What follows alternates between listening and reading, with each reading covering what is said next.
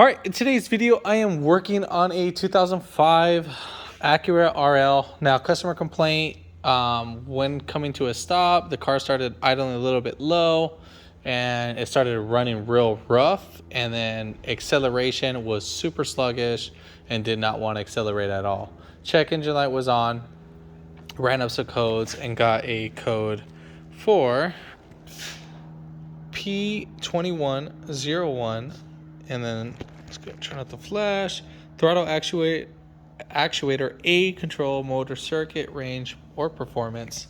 So most likely what I want to assume is going to be the throttle body that's dirty. We'll try that. If not, then we'll go ahead and lead out with a throttle body replacement. So first, we're just going to try that because these suckers are pretty pricey, and just trying to save our customer on that. If not, well, we'll go ahead and do the job right and we'll have a throttle body replacement later on in the future. Now, when doing the throttle body clean or replacement on these guys, these boots right here, I would recommend to go purchase one from the dealership. I mean, dude, these guys aren't even that much. I want to say they're less than $40, $50.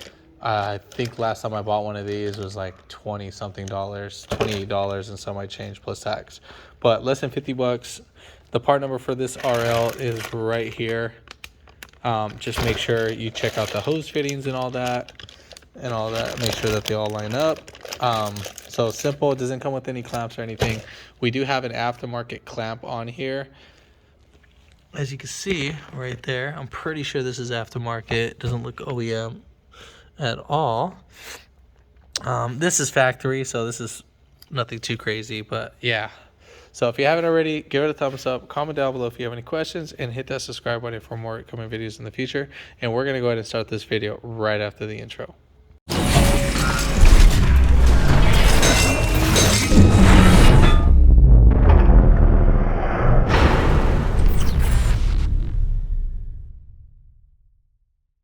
All right, so first thing what we're gonna go ahead and do is we are gonna remove our battery cover.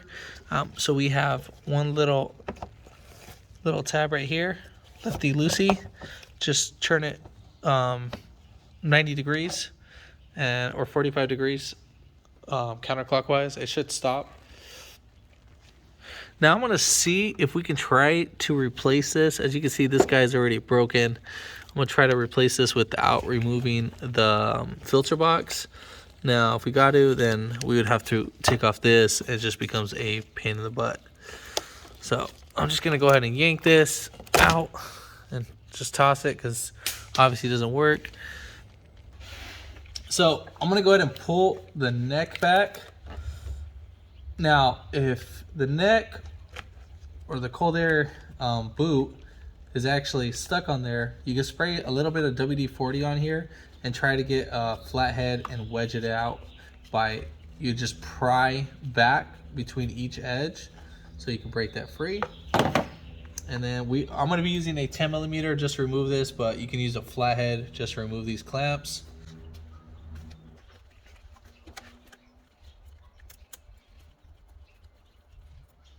All right, so now that we got the cable, the tie down or the clamp down, the clamp loosen up, we're gonna pull this cable out, and then I'm gonna pull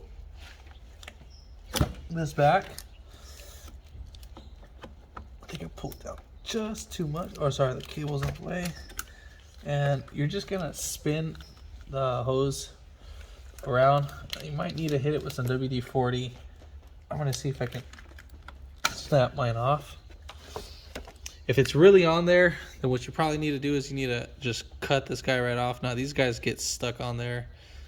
And yeah, so we're just gonna go ahead and move this aside, put it out the way, toss that to the side. So let's check out this guy. So this was just chilling right there. So probably at one point this was that's why damn man, I'm surprised that even gets sucked in. That would have been a nightmare. Yeah, that would have really cause some restriction on one of the cylinders to misfire. Now let's go ahead and pop open our throttle body. Now it is caked, so bend it in with your finger and then you can see how caked it is. So see how caked that is? All right, so I got brake cleaner in a rag, and it's a microfiber cloth rag. So spray a little bit. If you want, you spray a little bit in there. Now, if you do spray some brake cleaner in there, it might take the car to start, a little hard start for a little while when you do crank it because of the fumes. So, all right, so what I want to do is actually want to clean the actual lip of the throttle plate. I want to try to get as much gunk out as much as possible. All right, so now I'm gonna go ahead and clean the little butterfly part. So we're on the throttle plate, and I'm gonna clean that. Now you're gonna try to clean up as much as possible. Now it doesn't have to be 100%, as long as you're around like 90. And then we're gonna go ahead and clean the bottom. All right, looking better. And then you're gonna clean up on top too as well. So we're gonna go ahead and clean up all that.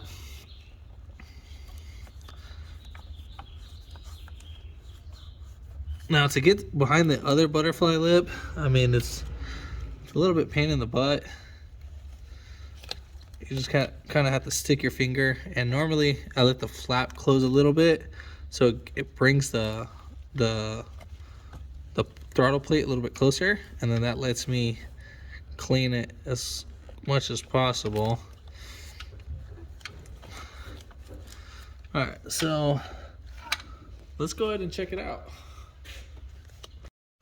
All right, so let's look how things looking. Night and day difference. Obviously we're not 100% clean, but I'm trying to get my finger in there. So that looks a lot better. So if it looks like that, you're perfectly fine and you can be on your day. So I'm happy with that, and that should be good. So what happens is that little gunk gets right up on these bottom lips, it builds up, and then from there, you know, we have an issue, and that's what we don't want, and we will restrict airflow.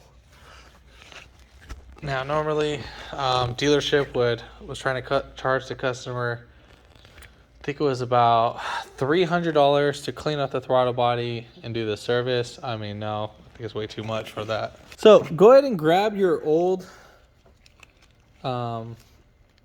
piece. Let's see if we can.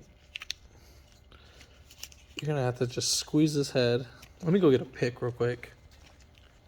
So I'm just gonna go ahead and pick it out from where the hooks is at, and you're not trying to destroy the spring. You just want to.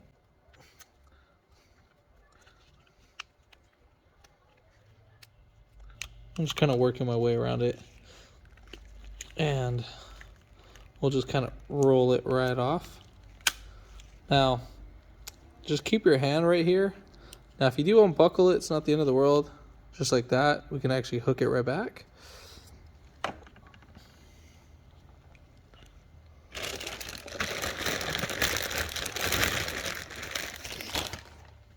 All right, so once you get everything all centered up, just like that, I'm gonna put the notch right up here, just to make it easier if this ever pops right out, that it's up on top. And you can put your thumb. We're gonna go ahead and roll this, and your new piece should be really easy to fold. I kind of want to put this against my stomach.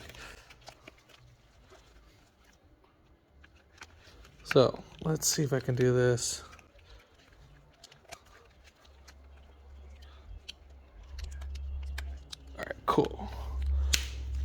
So we got that. I mean, it's at least as close as possible to the top piece.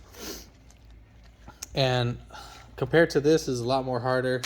And we can actually compress this and push it in, push it out. Now, one thing I would highly recommend is to put a little bit of grease around your PCV nipple, and I'm gonna put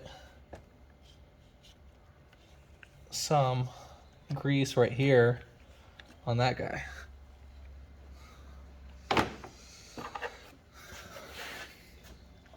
Gonna get your clamp, squeeze it with my hands, and what I want to do is I want to put this one in first into this nipple into the PCV.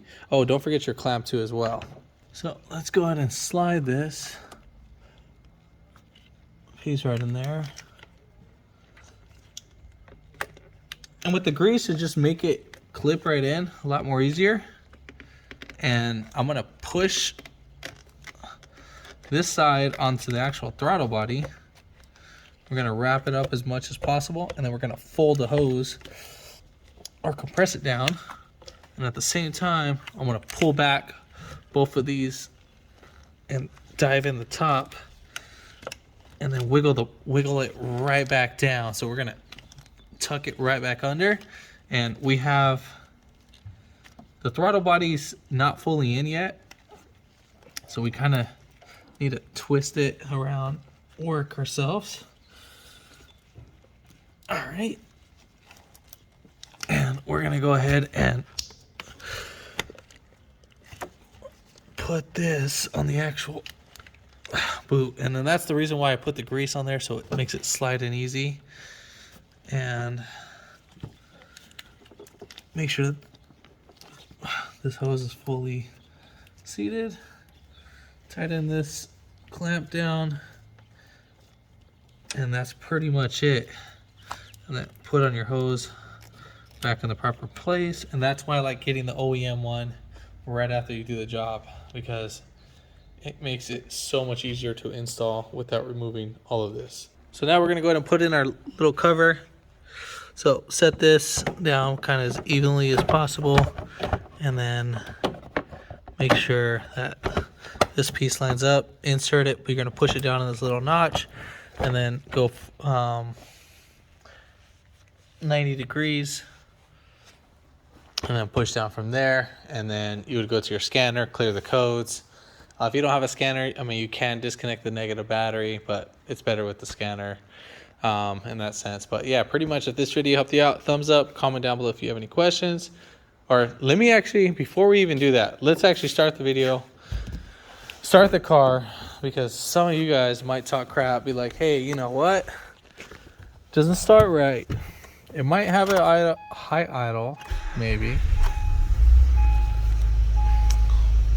No, we're still good on that sense. We are still good. Gonna go ahead and clear the code, and let's see if it actually goes away. Let's back out.